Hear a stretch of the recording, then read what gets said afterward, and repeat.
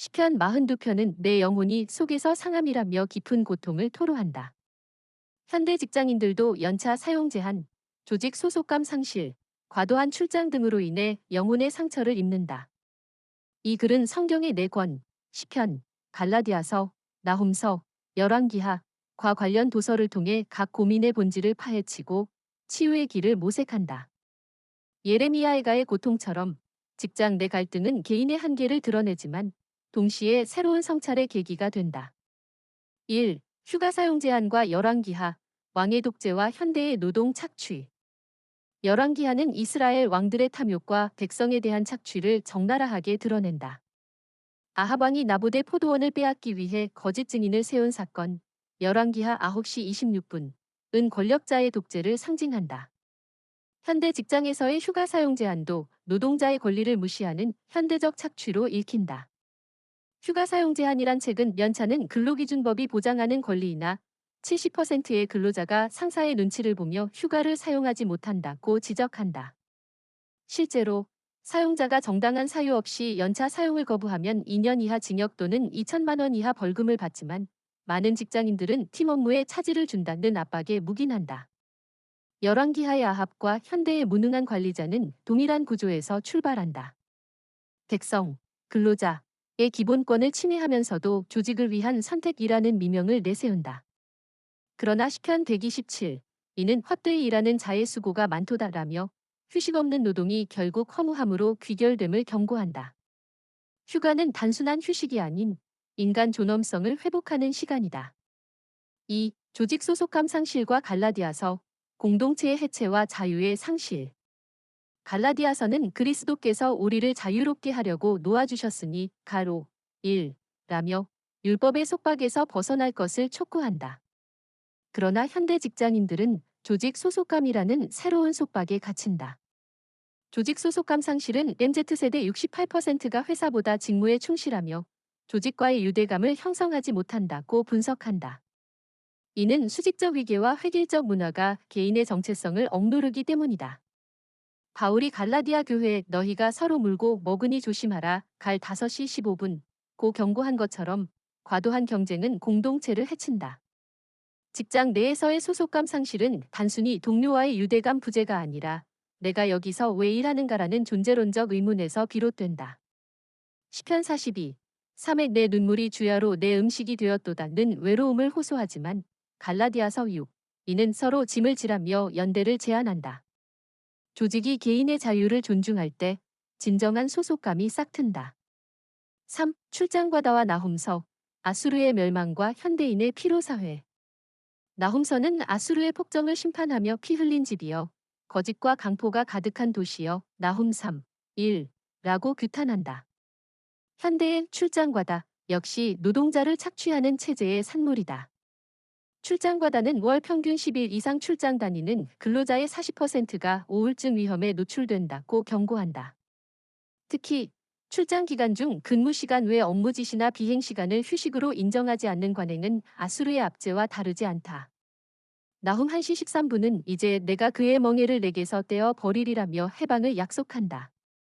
출장의 과도한 부담은 멍에로 이를 떼어내기 위해서는 법적 권리 주장이 필요하다. 예를 들어 출장 중 근무 시간 외 업무는 연장 근로로 간주되며 사용자는 추가 수당을 지급해야 한다. 그러나 많은 근로자는 업무 효율성을 이유로 침묵한다. 시편 55, 6일 내가 날개 있으면 비둘기 같이 날아가 편히 쉬리라는 탄식이 현실이 되지 않도록 노동의 경계를 확실히 하는 것이 중요하다. 시편 42, 11은 내 영혼아, 내가 어찌하여 낭망하며 어찌하여 내 속에서 불안해하는가라며 자기 자신을 향해 질문한다. 직장 내 고통은 개인의 약점이 아니라 구조적 문제에 대한 경종이다. 열왕기하의 탐욕, 갈라디아서의 속박, 나홈서의 압제는 각각 휴가 사용 제한, 조직 소속감 상실, 출장 과다로 재현된다. 그러나 시편의 탄식 끝에는 하나님을 찬양하리라는 희망이 있다. 노동의 현장에서도 권리를 주장하고 공동체를 재건할 때 상처 입은 영혼은 치유될 수 있다.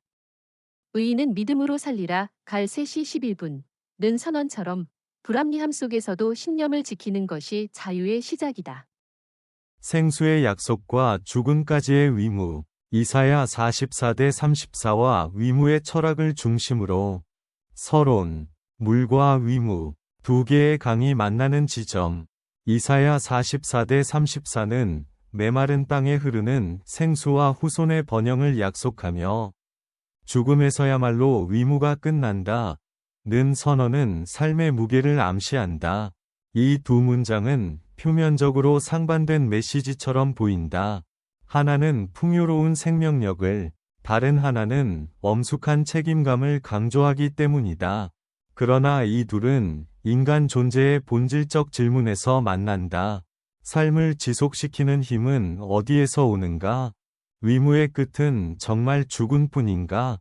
여기서 생명력에 대한 희망, 과 위무의 무게에서 오는 슬픔, 이 차분한 논조로 교차한다. 1. 이사야 44대 34. 생수의 수확과 세대를 넘은 유산.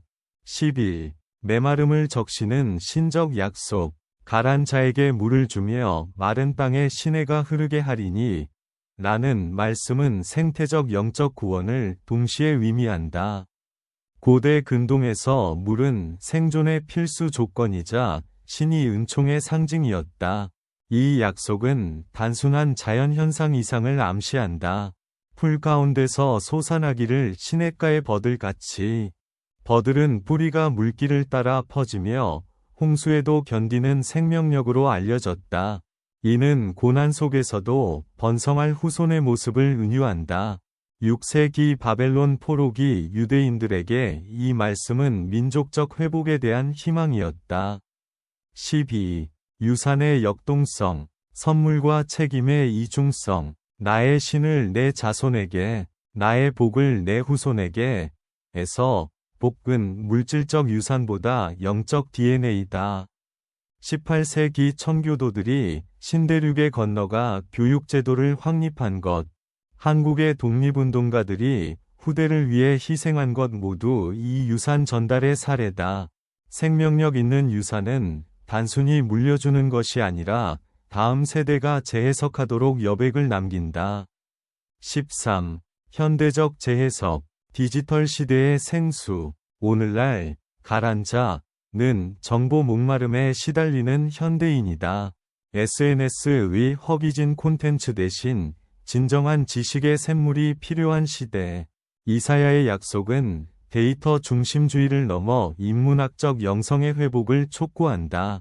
스타트업 창업자가 직원들에게 주식 옵션 대신 창의적 실패를 허용하는 문화를 물려주는 것도 일종의 현대적 생수유산이다. 2. 위무는 죽기 전까지 함께한다. 책임의 무게와 자유의 경계. 21.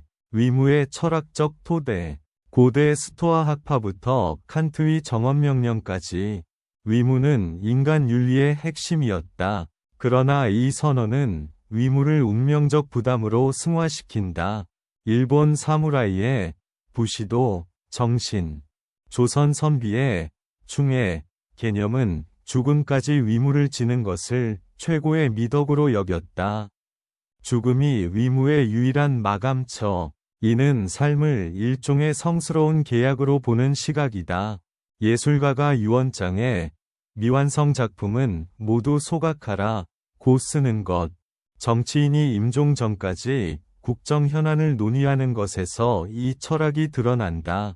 22. 위무의 역설, 속박이자 구원. 쇼펜하우어는 위무는 개인의 자유의지를 옥죄는 사회의 족쇄라 비판했지만 빅터 프랭클은 홀로코스트 수용소에서 위무감이 생존 동력이 됐다고 증언했다. 21세기 일본의 가로시, 과로사와 한국의 잔혹한 업무 문화는 위무가 균형을 잃었을 때의 폐해를 보여준다. 23. 세대 간 위무의 전환. 부모의 자녀 양육 위무는 자녀가 성장하면 부양 위무로 바뀐다. 이 연쇄적 책임은 세포 분열처럼 사회를 유지시키는 에너지다. 1997년 IMF 외환위기 당시 가족들이 금 모으기 운동에 참여한 것. 코로나19 팬데믹 시기 청년들이 의인에게 마스크를 양보한 것은 위기시대의 위무 제정의 사례다. 3. 생명력과 위무의 공명. 두 강이 합류. 31. 물의 순환과 위무의 계승. 강은 증발 오른쪽, 화살표 강수 오른쪽, 화살표 흐름의 순환을 통해 생태계를 지탱한다. 위무도 세대를 거치며 형태를 바꾸며 지속된다. 19세기 산업혁명기의 노동운동가들이 8시간 노동제를 쟁취한 것이 오늘날 워라밸 문화로 재탄생한 것처럼 위무의 본질은 유지되되 실천 방식은 진화한다.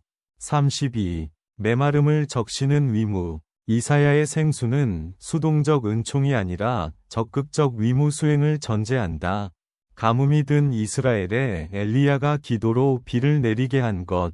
열왕기상 18장은 신앙적 위무의 결과다. 현대적 관점에서 기후위기 대응은 인류가 다음 세대에 지켜야 할 최소한의 위무다.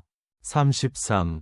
죽음 이후의 생명력. 시냇가의 버들은 뿌리로 후손을 남긴다. 위무도 죽음으로 끝나지 않는다. 베토벤이 청각상실 후 작곡한 합창교향곡은 그의 죽음 이후 인류에게 영감을 주고 있다. 이는 위무의 불멸성을 증명한다. 4. 현대인을 위한 통합적 성찰. 41. 디지털 유목민의 생수 찾기. 단편적 정보에 시달리는 현대인에게 진정한 생수는 깊이 있는 사유다. 유튜버 조 대표가 1년간 영상 업로드를 중단하고 철학서를 읽은 후 콘텐츠 질이 도약한 사례는 내적 생명력의 중요성을 보여준다. 42. 위무의 재정애. 선택적 책임감. 모든 것을 포기해야 하는 위무는 현대인에게 불가능하다. 대신 핵심 위무, 코어 드티와 선택적 위무, 옵셔널 드티를 구분해야 한다. 네덜란드의 니크스겐, 닉센, 아무것도 안 하기. 문화는 위무로부터의 건강한 도피를 합리화한다.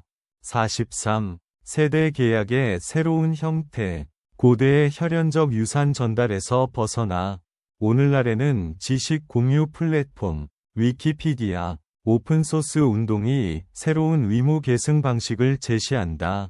기터브에 코드를 남기는 개발자, 테드 강연을 무료로 공개하는 학자는 디지털 시대의 시냇가 버들이다. 결론. 생명의 강은 위무의 제방을 필요로 한다. 이사야가 예고한 생명력은 위무감이라는 제방 없이 홍수를 일으킨다. 반면 위무만 강조된 삶은 메마른 도랑처럼 고갈된다.